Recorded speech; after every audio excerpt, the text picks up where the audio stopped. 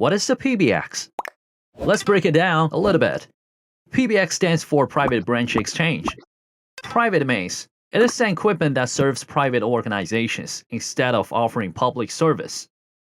Branch means it is a multi-station system that allows shared use of central office lines.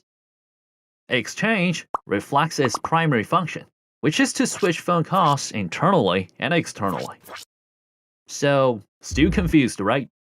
Well, today, we'll answer this question with the most straightforward language possible. Okay, here we go. A PBX works as the central server for a business-level telephone system. It mainly does two things: establish internal calls among colleagues and manage external calls for the company. Well, let's start with internal calls. Say we have a company of 20 people. Obviously, we should be able to call any of our colleagues. To realize that, the first thing we may think of is to install one phone for each person. Well, it is not wrong, but not enough. To make sure that employees can call each other, we'll have to connect all phones to our PBX and assign each phone with an extension number. This way, when you try to call one of your colleagues and dial her number, the PBX will establish the call between you and the destination extension accordingly.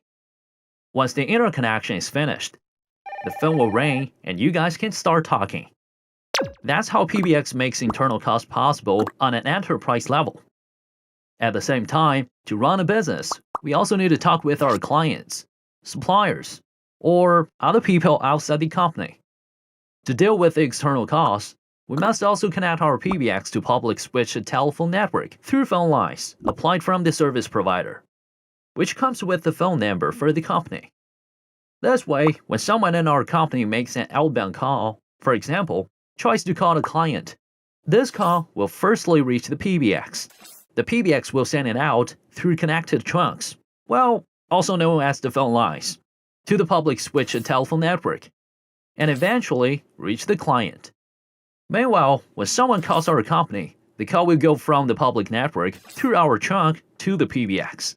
The PBX will deliver this call according to the preset rules, for example, to an IVR, aka interactive voice response, or a specific ring group, or even a particular extension. Generally speaking, a PBX will manage all incoming and outgoing calls to make sure that external communication can go smoothly, efficiently, and cost as little as possible for enterprises. There are many kinds of PBX from a technology perspective.